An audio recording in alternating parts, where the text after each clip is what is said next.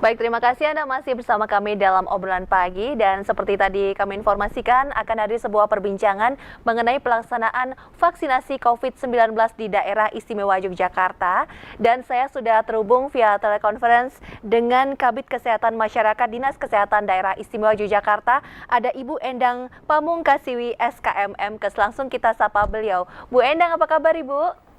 Alhamdulillah, kami baik-baik Mbak Isya. Iya, Dan Assalamualaikum warahmatullahi wabarakatuh, para pemirsa RBTV.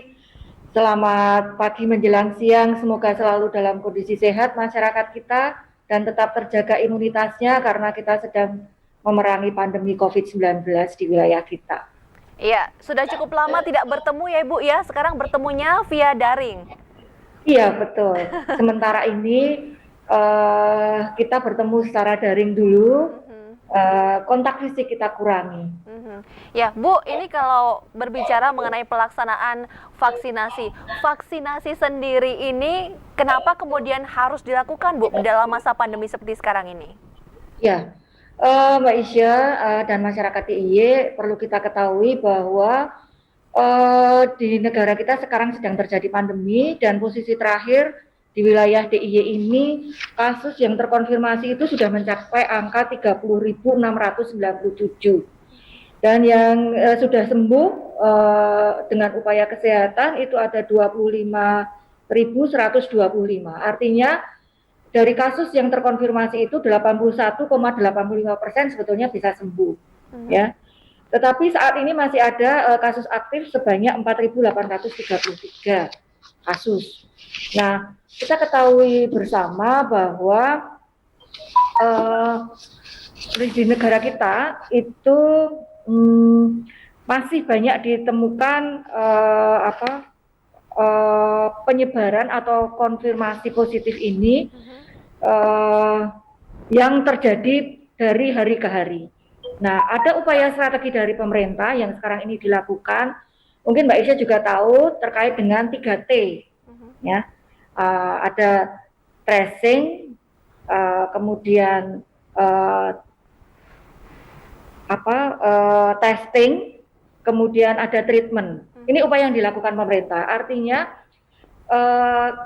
tracing itu kita kemudian menelusuri kasusnya itu ada di mana, kemudian kita lakukan testing. Setelah dinyatakan positif, kemudian kita lakukan pengobatan. Ini yang selalu kita lakukan secara masif. Nah, upaya dari masyarakat, kita selalu melakukan upaya edukasi ke masyarakat melalui program 3M dan sekarang sudah berkembang menjadi 5M.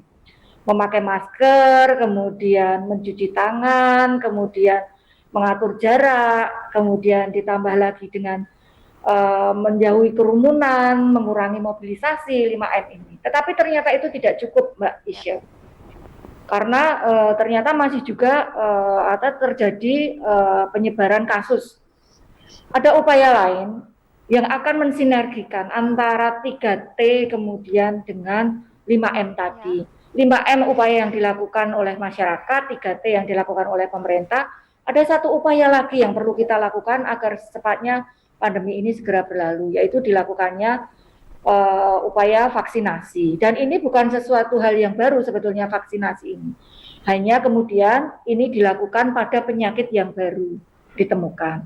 Kalau program vaksinasi itu sebetulnya sudah dilakukan beberapa waktu, sudah lama sekali dengan jenis-jenis penyakit yang sudah bisa sebagian kita kendalikan, misalnya dengan vaksinasi hepatitis, vaksinasi polio, vaksinasi BCG, itu sudah kita lakukan. Dan saat ini ketika kita menghadapi pandemi COVID-19, kita melakukan upaya vaksinasi pada penyakit COVID-19. Begitu, Mbak Isyil. Ya, baik Bu Endang. Jadi sudah Ibu sampaikan tadi latar belakangnya kenapa kemudian memang vaksinasi itu harus disegerakan ya Ibu ya, karena 3T dan 5M tadi ternyata belum bisa untuk ngerem gitu, masih ditemukan angkanya masih riskan gitu. Nah Ibu, kemudian tahapannya untuk pelaksanaan vaksinasi sendiri seperti apa Bu? Ya, jadi begini, saat ini memang sedang berlangsung upaya vaksinasi ini di wilayah DIY dan itu dilakukan secara bertahap, ya. Untuk sasaran yang dilakukan vaksinasi ini, yang pertama dilakukan pada 4 tahap nanti akan kami lakukan pada 4 kelompok sasaran. Sasaran yang pertama itu adalah pada tenaga kesehatan. Kenapa pada tenaga kesehatan dulu? Karena tenaga kesehatan inilah yang nanti akan memberikan pelayanan kepada seluruh komponen yang ada di masyarakat. Jadi mereka kita imunisasi dulu, setelah itu mereka kemudian akan memberikan pelayanan pada masyarakat. Nah, saat ini tenaga kesehatan itu hampir sudah 96% sudah dilakukan proses vaksinasi. Sisanya ini adalah tenaga kesehatan yang mengalami tunda vaksinasi. Dan itu sekarang barangkali ada sebagian yang sudah berproses untuk bisa mendapatkan vaksinasi. Jadi sudah 96% tenaga kesehatan tervaksinasi. Nah, kita memasuki pada tahap kedua, yaitu pada kelompok pemberi pelayanan publik dan kelompok lansia. Nah, siapa pemberi pelayanan publik ini adalah aparat pemerintah, kemudian BUMN, BUMD, instansi vertikal yang memberikan pelayanan kepada masyarakat selain petugas kesehatan. Nah, saat ini barangkali masyarakat juga sudah tahu sedang diupayakan supaya mereka segera bisa memberikan pelayanan pada masyarakat dan masyarakat bisa mempunyai rasa aman ketika diberikan pelayanan. Tenaga ini kita lakukan upaya vaksinasi, dan untuk mempercepat proses itu kita melakukan upaya vaksinasi massal yang dilakukan 5 hari ini, mulai dari hari Senin di Jogja Expo Center pada kurang lebih 11 ribuan atau 11 sampai 12 ribu tenaga pemberi pelayanan publik. Mudah-mudahan ini mohon doa restunya masyarakat biar dapat terlaksana dengan baik dan mereka segera bisa memberikan pelayanan kepada masyarakat. Mbak Isya, kemudian pada tahapan kedua ini itu juga akan dilakukan proses vaksinasi pada para kelompok lansia, pada mereka atau beliau-beliau yang usianya sudah di atas 60 tahun. Ya. Nah, untuk tahap pertama ini akan dilakukan pada 7 provinsi terlebih dahulu, yang kelompok lansia ini dengan diprioritaskan pada ibu kota provinsi terlebih dahulu. Dan DIY itu termasuk salah satu provinsi yang akan mendapatkan program lansia ini. Ya, dan ini sudah dilakukan kemarin, beberapa kelompok lansia sudah kita lakukan vaksinasi. Dan mudah-mudahan sekarang sudah ada kebijakan bahwa lansia di beberapa kabupaten yang lain di wilayah DIY sudah mulai berproses untuk dilakukan vaksinasi. Nah, Bapak Ibu yang kami hormati, masyarakat DIY yang kami cintai, proses vaksinasi ini nanti akan diselesaikan dalam 4 tahapan besar. Di tahap yang ketiga itu akan dilakukan pada kelompok masyarakat rentan, artinya di wilayah yang punya risiko penularan cukup tinggi, itu nanti yang kelompok ketiga. Kemudian nanti yang kelompok keempat itu akan dilakukan proses vaksinasi pada para pelaku ekonomi dan kelompok masyarakat lainnya. Dan harapannya instruksi Bapak Presiden Republik Indonesia ini akan selesai pada bulan Desember seluruh vaksinasi. Tetapi kemarin Bapak Kementerian Kesehatan dengan secara hitung-hitungan itu beliau minta untuk bisa kalaupun tidak bisa diselesaikan Desember, beliau masih berharap target itu bisa terselesaikan dalam pertengahan tahun 2022. Tetapi sekarang ini sedang diupayakan dengan upaya-upaya vaksinasi massal untuk mempercepat proses tersebut. Nah, informasi yang lain terkait dengan proses vaksinasi ini, selain sasaran tadi yang perlu dipersiapkan seluruh sasaran yang ada dengan dikelompok-kelompokkan tadi, yang perlu kami informasikan kepada masyarakat adalah Bapak Ibu tidak perlu khawatir tidak akan mendapatkan vaksin atau khawatir nanti vaksinnya bermasalah dan lain sebagainya. Pemerintah sudah memikirkan semuanya itu dengan detail, berhitung dengan cermat. Vaksin yang diberikan kepada seluruh masyarakat itu sudah diuji keamanannya, kemudian kehalalannya. Karena izin dari BPOM sudah keluar, fatwa MUI untuk kehalalannya juga sudah keluar. Jadi vaksin ini aman, suci dan halal. Ya. Nah, belum lama ini juga sudah keluar fatwa dari MUI bahwa akan mendekati bulan puasa, ada keresahan di masyarakat bagaimana nanti pelaksanaan vaksin selama bulan puasa. Nah, itu juga sudah diperhitungkan, kemarin sudah dikaji oleh MUI bahwa bisa dilakukan vaksinasi pada bulan puasa. Nah, bagaimana tahapannya masyarakat untuk bisa mendapatkan vaksin? Nanti teknis pelaksanaannya itu masyarakat akan setelah mendaftar melalui petugas yang ditunjuk masing-masing. Jadi kalau misalnya pemberi pelayanan publik, OPD, instansi vertikal, BUMN, BUMD melalui kepala instansinya masing-masing. Kemudian lansia melalui apa? Melalui aplikasi yang memang sudah disiapkan, yaitu Peduli Lindungi. Dan banyak lagi informasi yang nanti bisa kami berikan untuk masyarakat bisa mendaftar. Jadi tidak perlu khawatir, tidak perlu risau, semua akan mendapatkan vaksinasi ini. Iya, Bu Endang, jadi kekhawatiran masyarakat itu ada dua, Ibu ya. Yang pertama khawatir tidak dapat, dan yang kedua adalah khawatir beresiko setelah divaksin gitu. Nah, Ibu, kalau sekarang kan di tahapan yang kedua, di antaranya adalah untuk lansia juga. Itu apakah ada persyaratan khusus untuk lansia yang kemudian akan divaksin, Ibu? Ya, untuk lansia ada persyaratannya adalah beliau-beliau yang usianya di atas 60 tahun. Ya, jadi 59 tahun lebih 1 hari itu sudah bisa dilakukan vaksinasi. Dan adalah beliau-beliau yang tidak mempunyai komorbid atau penyakit-penyakit tertentu yang tidak bisa dilakukan proses vaksinasi, misalnya jantung, kemudian diabetes, ya, kemudian penyintas kanker, misalnya seperti itu. Ya. Dan untuk memastikan apakah komorbid ini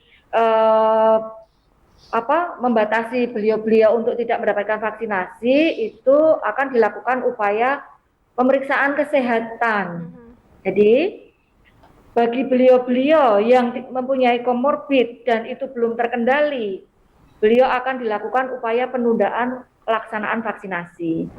Tetapi kalau beliau mempunyai komorbid tetapi penyakitnya memang sudah bisa dikendalikan dan menurut dokter yang merawatnya selama ini bisa dilakukan proses vaksinasi, itu bisa dilakukan vaksinasi. Nah, supaya Bapak Ibu dan masyarakat DIY tidak khawatir, dalam proses pelaksanaan vaksinasi ini ada sistem 4 meja yang nanti akan kami lakukan. Oke. Nah, setelah Bapak Ibu tercatat di Peduli Lindungi, aplikasi Peduli Lindungi, maka Bapak Ibu akan mendapatkan undangan melalui sistem aplikasi dengan undangan SMS atau WA. Okay. Nah, itu akan diarahkan untuk menuju ke fasilitas pelayanan kesehatan terdekat di wilayah tinggal. Nah, setelah itu kami persilahkan untuk datang ke sana dengan sistem 4 pelayanan meja. Yang pertama, di meja pertama adalah meja registrasi. Di sana akan dicek namanya sudah masuk belum di Peduli Lindungi. Kemudian setelah nama itu masuk, kemudian akan bergeser ke meja kedua.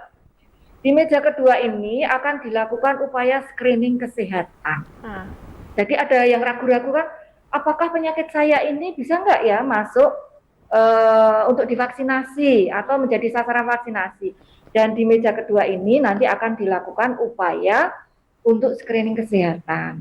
Nanti akan ditanya apakah mempunyai penyakit, jenisnya macam-macam. Kemudian apakah pernah menjadi penyintas COVID, ya. Kalau memang sudah pernah menjadi penyintas, ada jangka waktu 3 bulan untuk bisa kemudian dilakukan vaksinasi. Kemudian dan lain sebagainya itu di instrumennya nanti di situ ada tenaga kesehatan, perawat dan dokter yang akan melakukan upaya screening. Kemudian setelah dari meja kedua akan bergeser ke meja ketiga.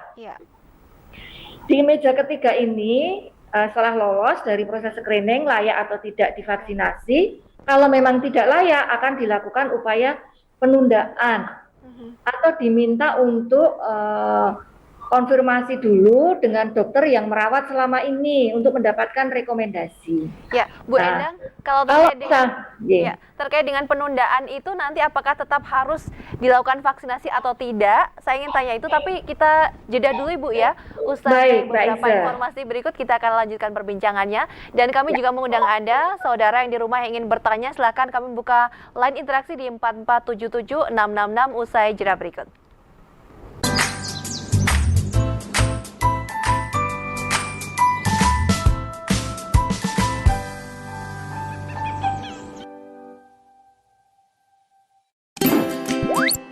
Ayo datang ke vaksinasi.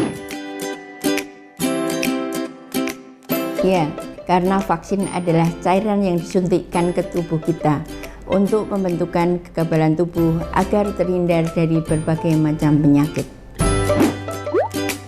Vaksin untuk meningkatkan imunitas tubuh. Vaksin telah melalui uji klinis yang ketat. Vaksin sesuai ketentuan standar. Vaksin aman dan halal.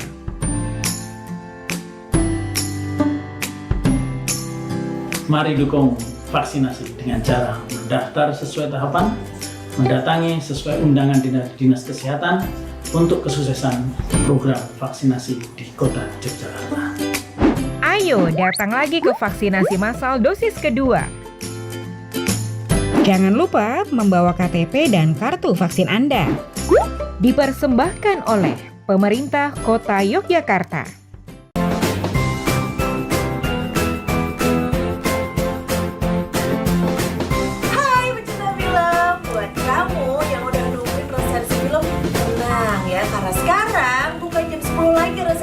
Tapi Jumat setiap jam 9 pagi sampai jam 10 cuma di RBTV.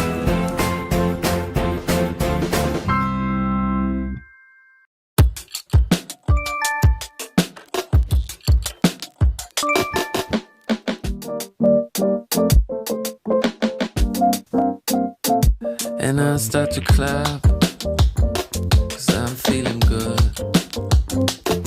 My room is empty. All it has is a guitar's life. I guess it's fine.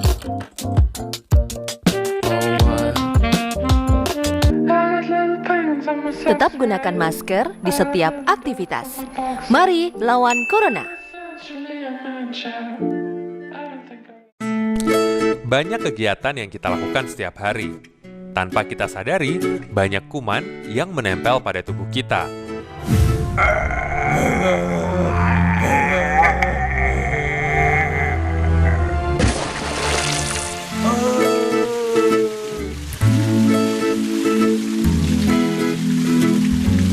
Ayo, biasakan cuci tangan sebelum dan sesudah melakukan kegiatan. Iklan layanan masyarakat ini dipersembahkan oleh RBTV dan Git Solution.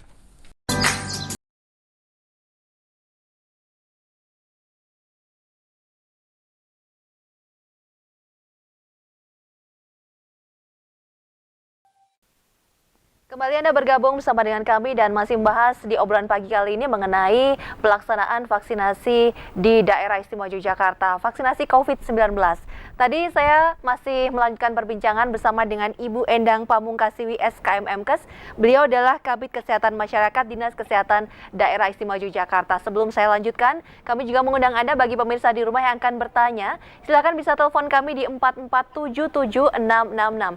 Sekali lagi 4477 666. 666. Di tahapan yang kedua ini tadi Bu Endang menyampaikan diantaranya untuk lansia. Nah, kemudian ada di meja yang kedua ada screening. Di screening itu akan ditentukan apakah bisa dilakukan proses vaksinasi COVID-19 atau memang harus penundaan. Nah, sampai pada kata penundaan Ibu, kalau penundaan itu kemudian nanti akan ditunda untuk dilakukan vaksinasi COVID-19 di mungkin periode berikutnya atau nanti sistemnya bagaimana Ibu? Iya, Mbak Isya, begini, salah satu contohnya misalnya, kebetulan pada saat screening dilakukan, sasaran ini menderita hipertensi gitu ya, angka hipertensinya di atas 180. Nah, ini kemudian tidak serta-merta kemudian, oh tidak bisa. Nah, saat itu juga beliau akan kita minta untuk istirahat sebentar. Mungkin tadi malam kurang tidur, oh mungkin tadi waktu perjalanan kemerungsung, oh ada rasa takut misalnya, itu biasanya tensinya akan naik. Kemudian kita minta istirahat sebentar di tempat yang tenang. Nah, kemudian kami ukur lagi tensinya. Nah, ini salah satu upaya supaya sasaran itu bisa dilakukan vaksinasi. Tetapi ada juga penundaan yang sifatnya kemudian harus melakukan di hari yang berbeda. Karena harus konfirmasi untuk mendapatkan rekomendasi dari dokter yang merawatnya misalnya, yaitu misalnya kadar gula darahnya saat itu tinggi, ya. Nah, biasanya kemudian kita minta untuk menghubungi dokter yang biasa merawat selama ini di fasilitas pelayanan kesehatan untuk diukur dan dilakukan treatment oleh dokter. Nah, setelah kondisinya bisa terkendali, diminta untuk kembali melaksanakan proses vaksinasi ini di fasilitas pelayanan kesehatan di mana kemarin dia sudah melakukan di tahap pertama yang sebelum penundaan. Nah, misalnya seperti itu contohnya. Nah, ada juga yang kemudian tidak boleh sama sekali. Nah, tidak boleh sama sekali itu yang memang mempunyai penyakit-penyakit yang tidak bisa atau belum mampu dikendalikan. Nah, orang-orang yang seperti ini, masyarakat yang seperti ini, inilah yang kemudian perlu kita lindungi. Nah, pada program vaksinasi ini, target kita adalah 70% masyarakat itu dapat divaksinasi. Kenapa 70%? Harapannya nanti akan terbentuk herd immunity atau kekebalan kelompok. Nah, kekebalan kelompok ini akan memberikan perlindungan pada beliau-beliau yang rentan, yang tidak dapat menerima vaksinasi pada saat ini. Nah, termasuk mereka yang tidak bisa dilakukan vaksinasi karena sakit, pada anak-anak balita, pada ibu hamil, saat ini belum bisa dilakukan imunisasi ini. Nah, kalau 70% masyarakat ini sudah tervaksinasi, kekebalan kelompok terpenuhi, terbentuk, maka kelompok-kelompok yang belum bisa divaksinasi itu bisa dilindungi dengan kekebalan kelompok ini. Nah, maka kami saat ini secara masif melakukan upaya sosialisasi, edukasi ke masyarakat untuk bisa mengikuti program vaksinasi ini. Cuma permasalahannya memang ini kan program baru, tentu pemerintah sedang menyiapkan fasilitas, sarana prasarananya, SDM-nya dan lain sebagainya. Jadi masyarakat kami mohonkan untuk bersabar, semuanya nanti akan dapat vaksinasi meskipun dilakukan nanti secara bertahap sesuai dengan sistem penjadwalannya. Iya, baik. Kalau di tahapan yang kedua ini rencana sampai dengan kapan Ibu untuk pelaksanaannya? Ini sedang berproses, Mbak. Dan kami sarananya pun diberikan secara bertahap oleh pemerintah pusat. Dalam hal ini Kementerian Kesehatan. Jadi Bapak Ibu mohon untuk bersabar, semuanya sebetulnya ingin diprioritaskan. Tetapi kami akan melihat mana yang akan lebih banyak berinteraksi dengan masyarakat, yang memberikan pelayanan langsung kepada masyarakat, itu yang paling cepat kami prioritaskan. Tapi semua pasti akan diprioritaskan. Nah, cuma saat ini sudah banyak yang mengajukan untuk dilakukan proses vaksinasi massal. Namun kami juga menghitung jumlah vaksinasi yang terkirim dari Kementerian Kesehatan ke provinsi kita. Karena Kementerian Kesehatan juga pasti menghitung dengan jumlah vaksin yang akan terkirim ke provinsi yang lain. Jadi mohon maaf Bapak Ibu untuk bisa bersabar, yang jelas kami sedang menata dan mengelola dengan sebaik-baiknya. Semoga segera sasaran pada Bapak dan Ibu bisa terlaksana pemberian vaksinasi secepatnya. Ya, kemudian di tahapan yang ketiga untuk masyarakat rentan, Ibu, yang dimaksud rentan itu seperti apa, Bu? Iya, masyarakat rentan dalam hal ini adalah pada wilayah-wilayah yang tingkat transmisi penularannya masih cukup tinggi. Itu adalah kelompok masyarakat rentan. Nah, kalau dibilang zonasi, itu adalah zonasi yang merah, gitu ya, misalnya seperti itu. Nah, itu yang nanti masuk pada tahapan ketiga. Mudah-mudahan kasus yang sekarang ini ada di wilayah DIY meskipun belum bisa terkendalikan sepenuhnya karena kasus masih fluktuatif, tetapi ada tren penurunan. Nah, mudah-mudahan dengan secepatnya vaksinasi bisa dilakukan, pandemi ini bisa segera berakhir. Ya, Mbak Isya, sebelum dilanjutkan kan tadi kami baru menyampaikan 2 meja ya. Iya, Ibu. Ya. Kita lanjut ke meja yang ketiga, Ibu. Ya. Nah, ketika kita sudah dinyatakan layak untuk dilakukan proses vaksinasi, nanti kita masuk di meja ketiga, itu adalah proses pelaksanaan vaksinasi di meja ketiga. Dilakukan oleh tenaga yang memang mempunyai kompetensi untuk melakukan proses vaksinasi. Nah, di meja 3 ini disuntik, ya, vaksinnya dimasukkan, dan perlu diketahui oleh masyarakat, jangan ragu dan jangan takut serta jangan khawatir. Vaksin dari COVID-19 ini itu adalah virus yang sudah dimatikan, jadi tidak akan berbahaya bagi penerima vaksinasi. Yang jelas masyarakat mungkin perlu menyiapkan diri dari sekarang ya, yang belum divaksinasi, untuk menjaga imunitasnya, menjaga kondisi kesehatannya supaya pada saat dilakukan proses jadwal imunisasi dalam kondisi prima. Nah, ini dari beberapa keluhan teman-teman saudara-saudara kita atau masyarakat yang sudah menerima vaksinasi. Biasanya ada sedikit keluhan, tapi tidak semua ya. Dan keluhannya sangat ringan sekali. Biasanya ada perasaan ngantuk, bahkan ada yang merasa lapar sekali, misalnya seperti itu. Dan kami tentu juga dari sektor kesehatan sudah menyiapkan kalau seandainya kemudian muncul kejadian ikutan pasca imunisasi yang sifatnya sedang dan berat, itu juga kami sudah akan menyiapkan fasilitas pelayanan kesehatan yang akan memberikan layanan kejadian pasca imunisasi.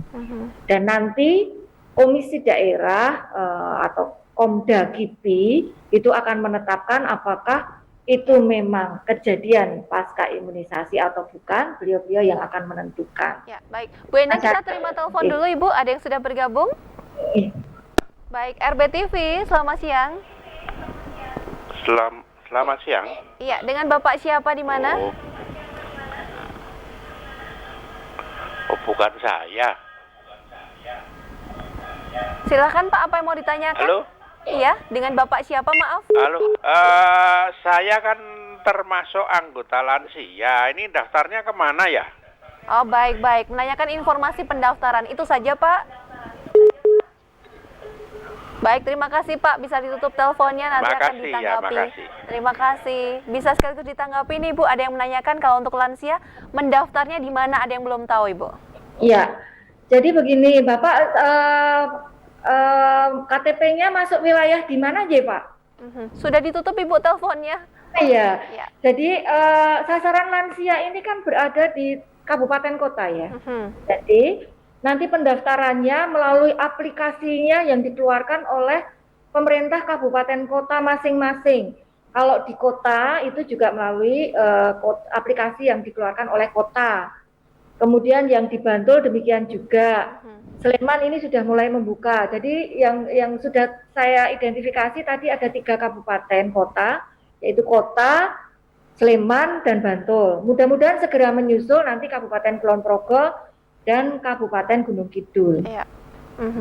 Jadi untuk mendaftarnya nanti melalui aplikasi dulu Ibu ya, tergantung dari Bapak tadi penelpon di kota Madya atau di kabupaten mana bisa menyesuaikan. Demikian ya Bu ya. Biasanya pemerintah kabupaten kota itu akan mensosialisasikan aplikasi yang digunakan secara resmi dan masyarakat untuk mengisi aplikasi itu. Ya baik, kita terima telepon lagi Bu Endang. Ada yang kembali menghubungi RBTV, selamat siang.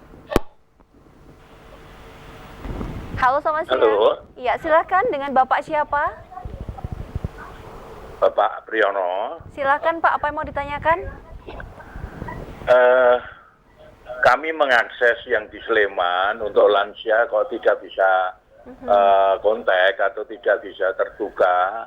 Kalau yang Podia, kami minta untuk link-nya. Oke, baik. Yang Sama Podia itu untuk kedua link. kalinya kalau pakai aplikasi itu tidak semua lansia bisa mengoperasikan HP. Itu kan nanti tidak tercover kalau yang tidak bisa mengakses HP. Ya, baik. Kenapa kok tidak disosialisasi tiap kabupaten, lewat kecamatan, kelurahan, RT, RW? Itu kan nantinya akan tercover semua. Ya, baik Pak. Demikian Pak Priyono. Terima kasih. Terima kasih Pak Priyono. Ini Bu, monggo silakan bisa ditanggapi Bu Endang. Ya, terima kasih Pak Priyono. Ini masukannya dari Pak Priyono. Ada sistem pendataan yang nanti dilakukan selain dengan menggunakan aplikasi memang. Karena keinginan kami data itu bisa secara masuk. Karena kan sebagian besar sekarang masyarakat memang sudah menggunakan media yang bisa digunakan kan. Jadi sementara ini sambil berproses kami membuatkan aplikasi yang bisa dipakai oleh masyarakat. Tetapi bukan berarti kemudian mereka yang tidak bisa menggunakan aplikasi nanti tidak bisa mendapatkan vaksinasi. Pasti akan dipikirkan teknik yang lain atau cara yang lain untuk mendaftar para kelompok sasaran ini. Contohnya salah satu kelompok lansia misalnya prolanis di wilayah puskesmas A misalnya. Nah, melalui kelompok itu bisa didaftarkan secara berkelompok dan nanti akan dibantu difasilitasi oleh petugas di mana kelompok itu berada. Kalau prolanis kan kelompoknya berada di wilayah puskesmas. Nah, mungkin petugas puskesmas akan membantu Bapak dan Ibu untuk mengakses link yang dimaksud atau dengan teknik yang lain. Mekaten nggih Bapak Priyono. Iya, demikian untuk Pak Priyono, dan bagi pemirsa yang lain jika masih ada pertanyaan, masih ada waktu, silahkan Anda bisa telepon kami di 4477666. Saya kembali angkat telepon lagi Bu, ada yang sudah bergabung. RBTV, selamat siang. Siang. Selamat siang, dengan Bapak siapa di mana? Saya Pak Saman Sedayu. Silakan Pak. Begini, saya kan warga dari luar DIY, tetapi berdomisili DIY. Apakah bisa daftar di daerah Bantul? Saya kan di Bantul. Ya, baik Pak Taman, terima kasih untuk teleponnya. Bu Endang, silakan bisa ditanggapi Bu. Ya, Bapak, panjenengan tinggalnya di Sedayu, berarti masuk di wilayah Bantul. KTP-nya bukan KTP Bantul, begitu ya tadi ya? Iya, betul ya. Ibu. Ya, silakan Bapak. Bapak masuk kelompok sasaran yang mana ya? Yang tadi pelayanan publik atau masuk yang kelompok masyarakat rentan atau masyarakat lainnya? Kalau Bapak masuk di pelayanan publik, Bapak bisa mendaftarkan lewat instansinya, meskipun KTP-nya bukan KTP Jogja. Nah, kalaupun itu masuk di kelompok masyarakat rentan, kalau domisilinya sudah 6 bulan di Jogja, itu bisa melakukan proses vaksinasi di wilayah di mana Bapak Ibu tinggal. Nah, makanya sebetulnya tertib administrasi itu penting ya. begitu. Ya, baik. Demikian untuk Pak Taman sudah ditanggapi. Nah, saya sembari menunggu telepon lagi, kembali ke Bu Endang tadi sampai di meja yang ketiga. Kemudian ada persiapan juga yang dilakukan. Silakan dilanjutkan dulu, Ibu. Ya, setelah masuk di meja ketiga, dilakukan proses vaksinasi, Bapak dan Ibu tidak diperkenankan pulang terlebih dahulu. Nanti akan diminta untuk menuju ke meja keempat. Oke, dan Di meja keempat ini, ada apakah? ya. Ditunda dulu, Ibu. Kembali ada penelpon yang masuk. Kita tanggapi dulu, Bu Endang ya. RBTV, selamat siang. Halo, selamat siang. Selamat siang, dengan Bapak siapa? Dengan Pak Wirahmadi. Iya, mohon maaf Bapak, suaranya lebih keras lagi. Kami agak kesulitan untuk menerima audio dari Bapak. Silakan Pak, apa yang mau disampaikan? Saya sudah terdaftar nih, termasuk istri saya. Itu KTP Sorakan, masuk Bantul nih. Iya. Kecamatan Kasihan. Siharjo itu istri saya sudah siap untuk divaksin. Iya. Sedangkan saya sudah terdaftar. Itu terus kira-kira kapan dan di mananya bisa tahu nggak, Bu? Oh, untuk pelaksanaannya. Baik Pak, kami Iya, sudah betul. paham untuk pertanyaannya. Bisa ditutup dulu teleponnya. Nanti akan ditanggapi oleh Bu Endang. Iya. Bu Endang, jadi kalau sudah mendaftar, sudah dapat daftarnya, kapan akan dapat informasi untuk pelaksanaannya dan di mana, Ibu? Oke. Bapak, kalau Bapak sudah terdaftar di aplikasi Peduli Lindungi, kan ada pemberitahuan nih bahwa Bapak A sudah terdaftar untuk mempersiapkan diri. Kemudian pada tahapan berikutnya, Bapak kemudian akan diundang pada tanggal sekian, Bapak A silakan untuk dilakukan proses vaksinasi di fasilitas pelayanan kesehatan B, misalnya di Kecamatan Kasihan ya barangkali di Puskesmas Kasihan atau di Kecamatan Jetis, Bantul akan dilakukan pelaksanaan vaksinasi di fasilitas Puskesmas, pelayanan kesehatan Puskesmas Kecamatan Jetis, Bantul pada tanggal sekian, jamnya sekian. Nah itu akan diberikan undangan kepada semua yang sudah tercatat di dalam yang sudah mendaftar di aplikasi Peduli Lindungi. Jadi memang setelah terdaftar tidak langsung mendapatkan informasi, tapi nanti memang menunggu dulu ya Bu Endang ya? Iya, artinya begini. Jadi setiap sasaran yang akan mendaftar itu akan masuk di aplikasi namanya Piker di sana, di Pusat Data dan Informasi di Kementerian Kesehatan. Iya. Nah, di sana kemudian akan dipastikan karena pendaftaran sasaran kelompok sasaran ini datanya by NIK, nomor induk kependudukan dari NIK. Baik. Ya, Kita NIK terima telepon supaya dulu lagi, tidak Bu Endang. terjadi double sasaran. Betul. Misalnya seperti itu. Baik, kembali akan kita Nah, terima setelah telepon. dipastikan sasaran itu masuk di dalam daftar sasaran yang akan masuk vaksinasi, kemudian baru dilakukan undangan. Kapan dilakukan pelaksanaan vaksinasi. Jadi Bapak tunggu saja undangan berikutnya Bapak. Ya, baik. Kita terima telepon lagi. Ada yang sudah bergabung kembali. RBTV, selamat siang. Selamat siang. Selamat siang. Dan Bapak siapa? Selamat siang Mbak Dewi. Ya, silakan Pak. Selamat siang Bu Endang. Selamat siang Bapak. Begini Bu, saya itu sudah daftar online, sudah terdaftar. Alhamdulillah juga sudah mendapat undangan, tapi belum tinggal divaksin. Bapak sudah yang mendapatkan ingin saya undangan? tanyakan adalah Iya, silakan. sedikit melenceng dari konteksnya ini Bu. Itu masalah saya dengar-dengar dapat sertifikat vaksinasi Bu. Saya baru pertama ini, soalnya berarti belum tahu apa-apa. Jadi nyun sewu ya. Jadi itu kira-kira waktunya dari seseorang divaksin sampai keluarnya sertifikat vaksinasi itu kira-kira saya dengar-dengar vaksinasinya dari aplikasi Peduli Lindungi itu bisa dicek katanya, tapi pastinya saya tidak tahu, Bu. Iya, baik. Nun sewu, ya. Ya, baik. Itu saja, Pak.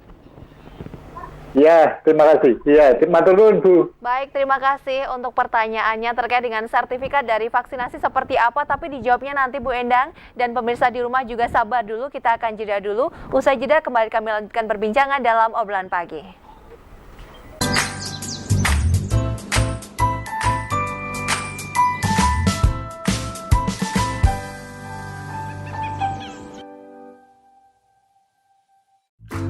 Mari dukung pelaksanaan vaksinasi COVID-19 pada kelompok sasaran lansia di DIY. Vaksinasi kelompok lansia untuk usia di atas 60 tahun. Kelompok komorbid.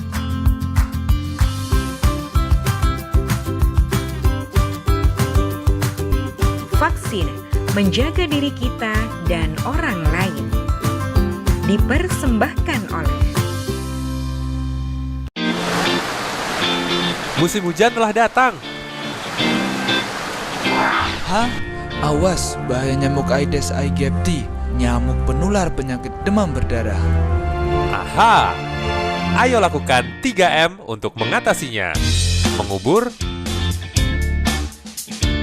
menguras, dan menutup.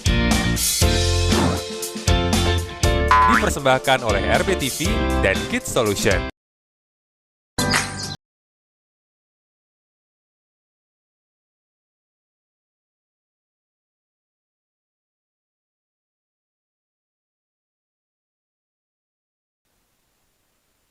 Sudah bersabar untuk menunggu dijawab pertanyaannya. Kita masih di program obrolan pagi. Bagi pemirsa yang tadi bertanya, akan langsung saya sampaikan kepada Ibu Endang Pamungkasiwi SKM Mkes. Beliau adalah Kabid Kesehatan Masyarakat Dinas Kesehatan Daerah Istimewa Yogyakarta. Ibu tadi ada yang menghubungi telepon dan beliau menanyakan terkait dengan sertifikat vaksinasi. Ini maksudnya seperti apa, Ibu, dan bagaimana?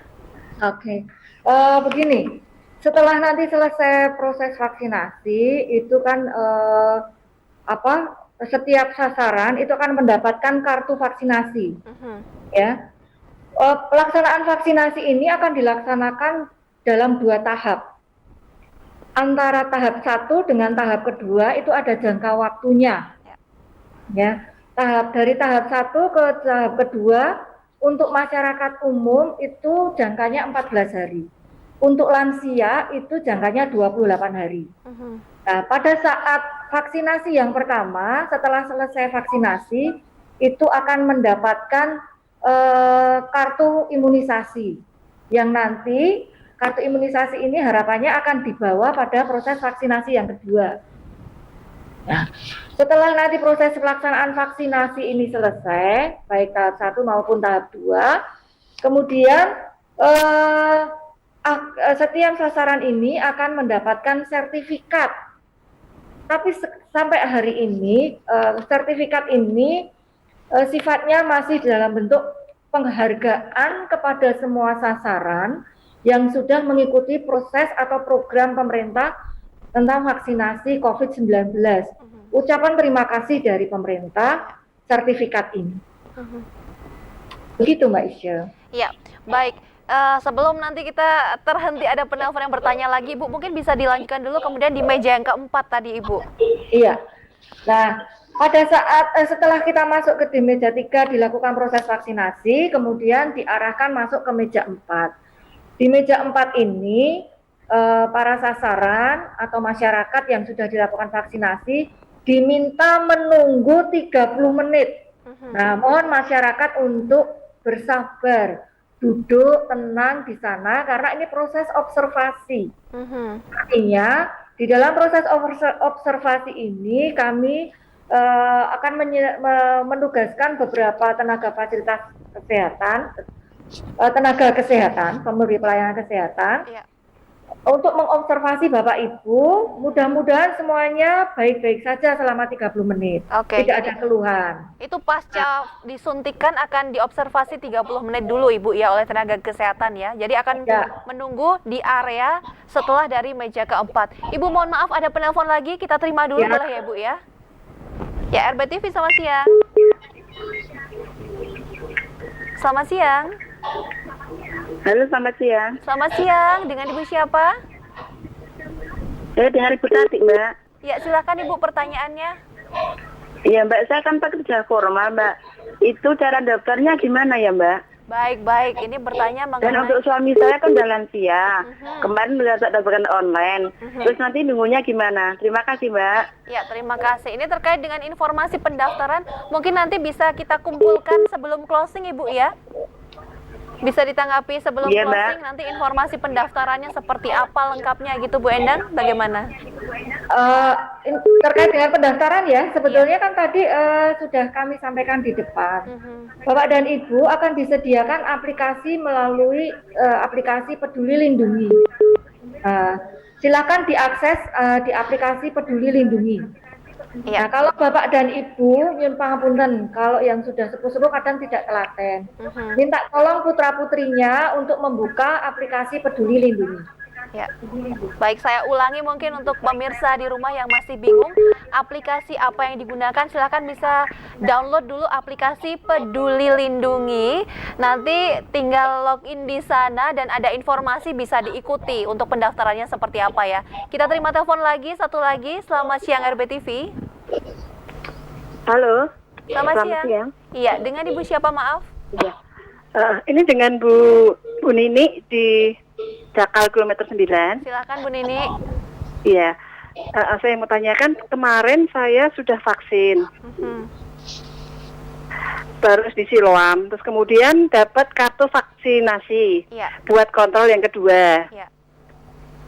Terus sudah sampai rumah, saya mendapat ini ya barcode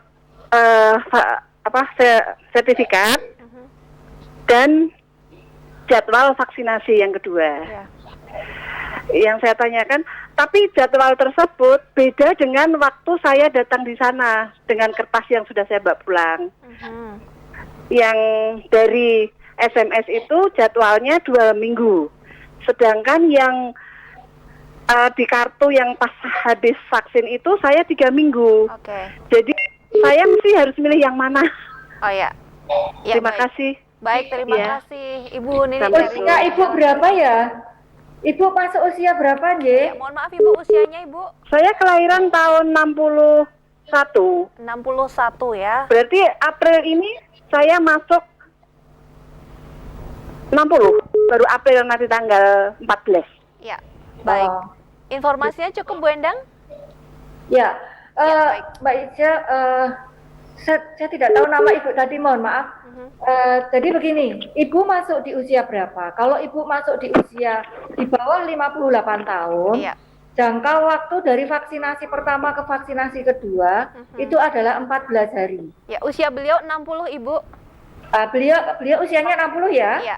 Maka kalau usianya 60, jangka dari vaksinasi pertama dan vaksinasi kedua adalah 28 hari. Ya. Ya.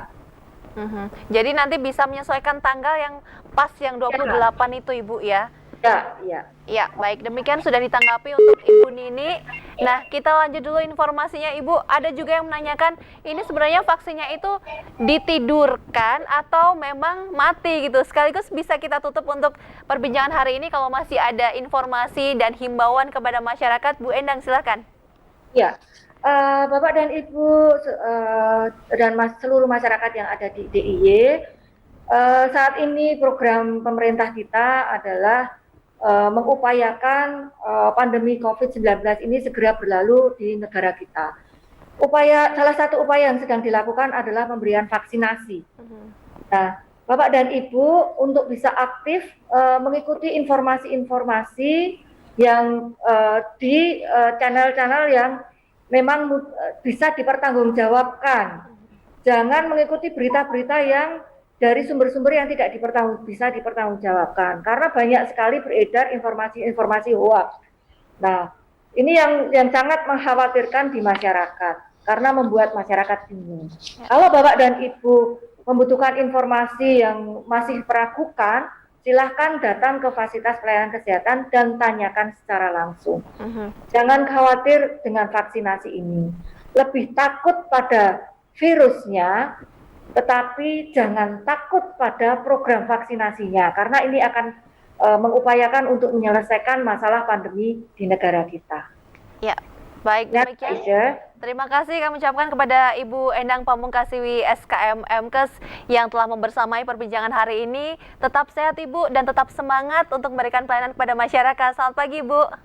Pagi, terima kasih. Assalamualaikum warahmatullahi wabarakatuh. Waalaikumsalam warahmatullahi wabarakatuh. Sampai bertemu lagi Bu Endang. Dan pemirsa, demikian perbincangan saya dalam obrolan pagi kali ini bersama dengan Kabid Kesehatan Masyarakat Dinas Kesehatan Daerah Istimewa Yogyakarta terkait dengan pelaksanaan vaksinasi COVID-19 di DIY. Jadi kita tunggu dan kita siap sedia untuk melaksanakan vaksinasi. Saya Cia Dewi, semangat pagi terus untuk Anda dan sampai jumpa.